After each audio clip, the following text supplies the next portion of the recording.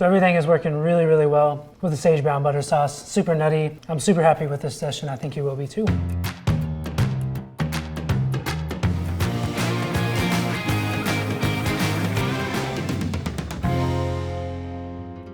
Hi, my name is Roy Elam. I am the chef and owner of Donna. Today we're going to be making a fresh pasta dish with sage brown butter using Miyoko's European-style cultured vegan butter.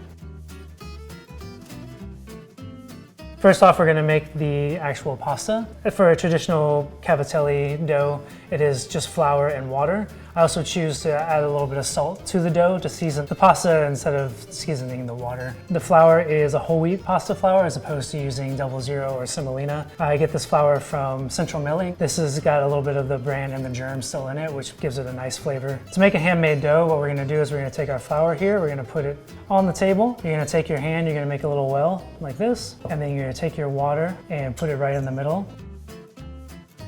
And carefully, we're going to start taking our fork and we're going to go around.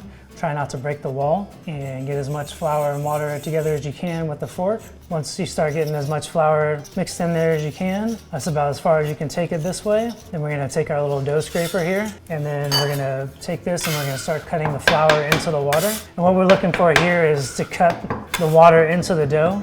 You're going to kind of have like almost like a biscuit dough once you get to the end of this part. It's going to look like a little shaggy ball. We'll take it to about right there.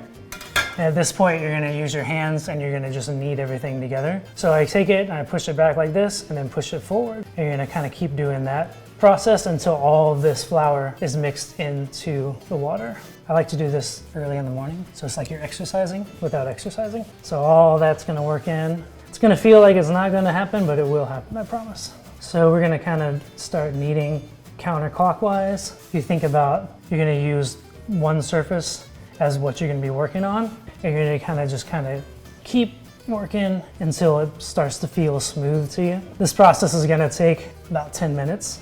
And what you're doing in that is you're kneading the flour and the water together, but you're also building gluten structure, which is really important for a nice strong dough.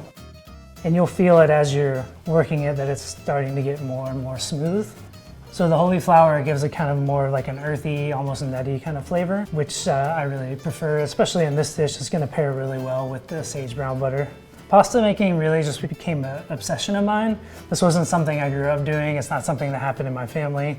It was just something that I wanted to learn how to do, and I just taught myself how to do it. And a lot of it came from watching Pasta Grannies, and then I really got into getting cookbooks from Mark Vetri and Evan Funke from here in Los Angeles. This dough is feeling great right now. It's getting pretty smooth, nice and elastic. One thing you want to look for when you get to the end is when you touch it, that it bounces back. That means you've built the gluten structure properly. So now that we're done with the dough, we're going to wrap it, and it's going to rest for 30 minutes before we use it. That'll help relax the dough a little bit, and it won't spring back when we try to roll it into our ropes and cut out the cavatelli. You can let it either like chill on the counter or actually chill in the refrigerator overnight before you use it. If you are going to let it chill in the refrigerator overnight, make sure you bring it out, let it come to room temperature before you use it.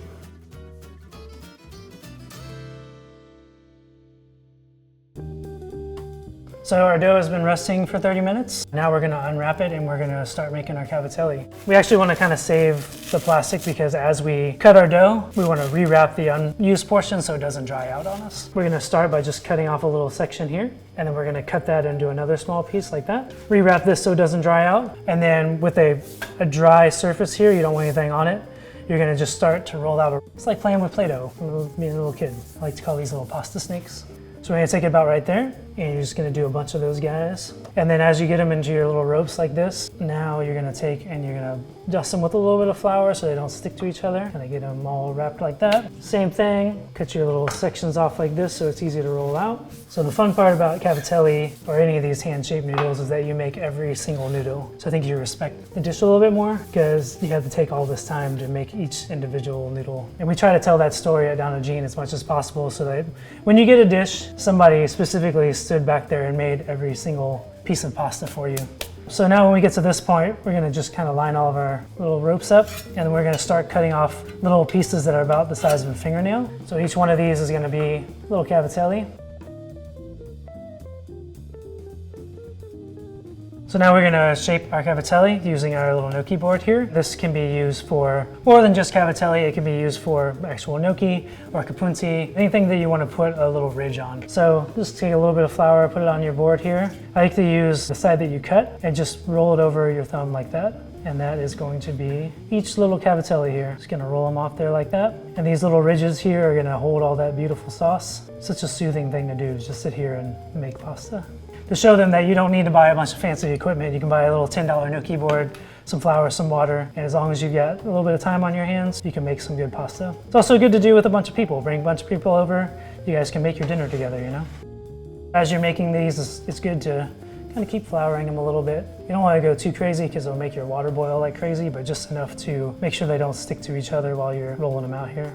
When we make the pasta at the restaurant at Donna, we will make it fresh, and you just put it in the freezer and let it freeze individually. You don't have to cook it for any longer than you would when it's fresh. It still only takes a minute.